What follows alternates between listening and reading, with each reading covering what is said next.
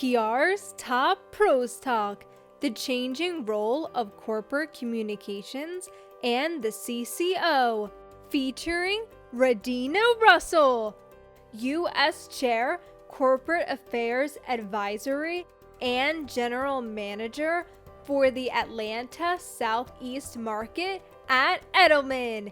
And here's your host, Doug Simon. What was the most surprising finding of the 2023 Corporate Communication Survey from Edelman?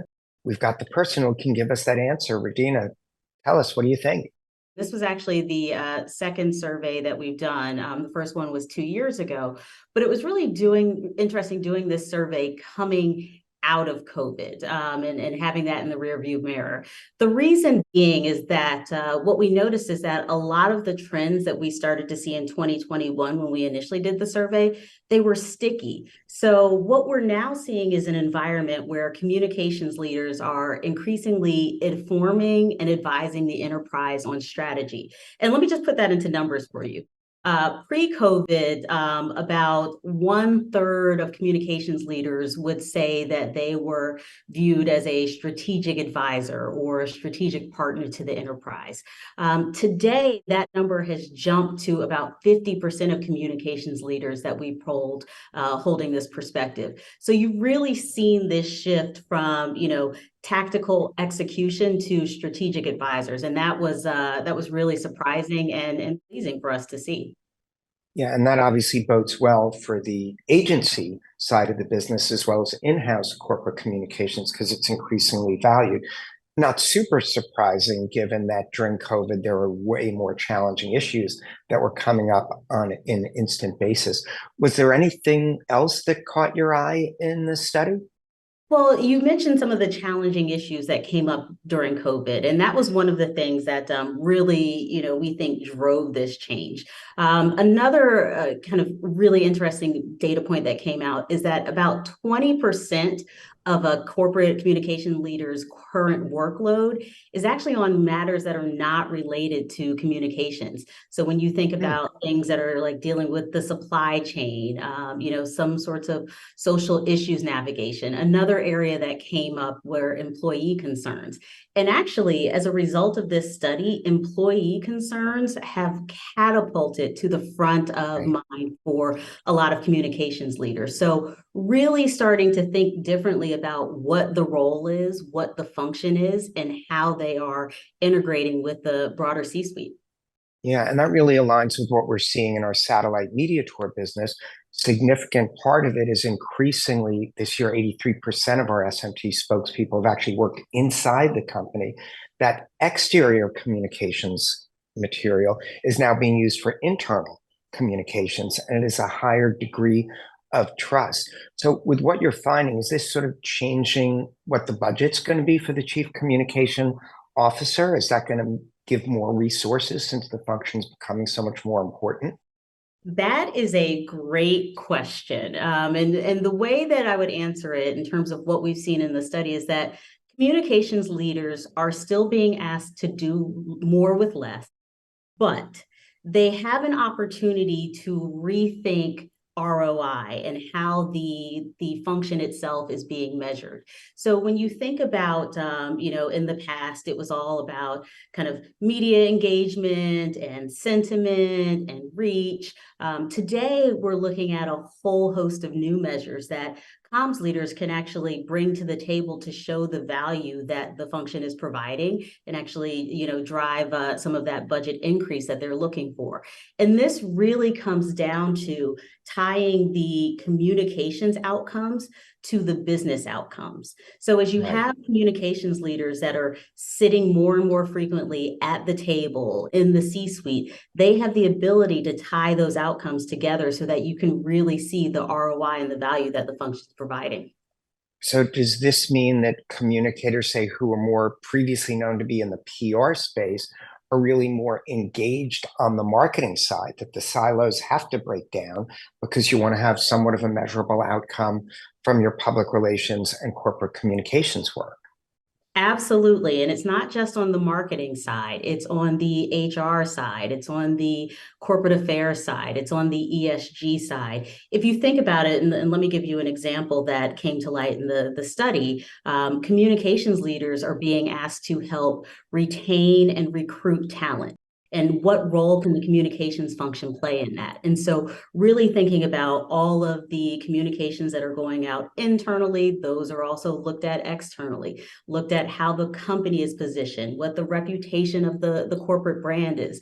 All of that goes into talent retention and recruitment. So being a partner to the CHRO and the talent and acquisition team. All of this is coming to the forefront now when you look at the CCO or the communications leader as a strategic partner to the enterprise. So is this going to also change sort of the traits that corporate communicators will need going forward into the future? And if it does, I'm guessing you might say yes to this one. Now, the hard part, what are some of those things that have to change? When we think about this post-pandemic environment and the function itself, what we've seen is that collaboration and partnership are the keys to success. So this means collaborating more regularly with government affairs and corporate affairs. Some communications leaders today are actually wearing multiple hats. HR, like I talked about. Another area that's really kind of increasing in importance is the ESG or sustainability function. Societal issues, depending on the organization, that can sit in a lot of areas, but one of the qualities that a communications leader needs to have today is being able to understand the organizational values, plan for worst case scenarios, establish a process to analyze and determine when to act or not to act. Understanding who your employees are listening to, who's influencing them. So all of this in terms of collaboration, partnership, listening, these are all skills that a successful leader needs to have. Yeah. Now, your report obviously provides tremendous data that can be used to benefit many organizations in their planning and where they're placing the emphasis. Did it shed any light on the types of data that might be most helpful for corporate communicators? Because, right, you can get this onslaught of information that comes in, but what's the stuff that's sort of most important? And maybe you've got this from the survey, or maybe you've just got this from your smarts from working in this area for so long. What I would say is that communications today is data. 44% of the over 200 survey respondents that we had said that they are investing more heavily in communications technology than they even did a year ago. But most of the survey respondents recognize that the value of data in communications is only as powerful as the interpretation and application of that data. So it's not good enough just to have data or big data. What's important is actionable data, data that can be used to inform decisions and not just capture, impressions. Another thing I would note is that executives have come to expect consumer grade data and analysis in what is being brought to them. They are looking for insight pulses. They are looking for information and data that kind of echoes the real-time sophistication of areas like political polling. They're looking for message testing. So when you, again, think about data and start to be comfortable with data, it's important to align with the C-suite and other functional leaders to make sure that you have the right information that can, again, help drive business outcomes. And the last point I would make about data, it's important to create a baseline so that you can have accurate measurement going forward. And again, to report out, and this goes back to ROI and budgeting, to the senior leadership team, how you're performing against that baseline over time. Did those sort of dreaded two letters that seem to be showing up everywhere come up in your study? And of course, I'm referring to AI. Absolutely, AI came up. And here's what's interesting. Most of the survey respondents have indicated an interest in seeing how AI will shape the future of communications, and most believe it will. Where we see the most uptake in AI right now is actually in areas and in industries where there's already AI at play. So you think about certain retail and consumer industries where AI is already used for instance, customer service. You can think about financial services where AI and different kinds of machine learning are being used in know your customer and fraud detection. Those areas, because they've already kind of, crossed a lot of the hurdles in terms of, security and other issues, we're seeing the comms functions bring AI on a little bit more quickly. In the areas where it's being used, areas like looking at social media, and if I have 12 executives that I support, how can I, have enough hands on the ground to be able to create, draft social media posts for all of them to review? So thinking about ways to, do communications at scale, that's how comms leaders are looking at AI today. AI can be really used well for sales. So we can look at what types of organizations are gravitating towards us, what types of stations are doing those kinds of stories, and then look at, well, geez, let's find more stations like them, or let's find more potential clients or prospects who are like them, which you can press a couple of keys and suddenly you've got 20 new client leads, which would have taken you hours upon hours to do. So I would argue, and just, I'm an optus cynic, so I'm looking at the bright side of things before I get cynical about it. That would even lead to more people being hired, because if we can get more clients, we need more people to do the work.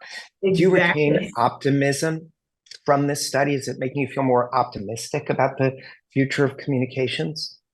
I did feel optimistic, coming out of this study, and part of the reason is because we had the opportunity, in addition to surveying 218 comms leaders, we had the opportunity to have one-on-one conversations with nearly 25 global comms leads, and they, while recognizing the challenges that we have today, from everything from geopolitics to social issues, they do feel that the direction of the communications function, getting closer to the boardroom, having a seat at the table, they do feel that the move is headed in the right direction, and their ability to control what they can control is growing. So that leaves me with optimism that we are moving in the right direction.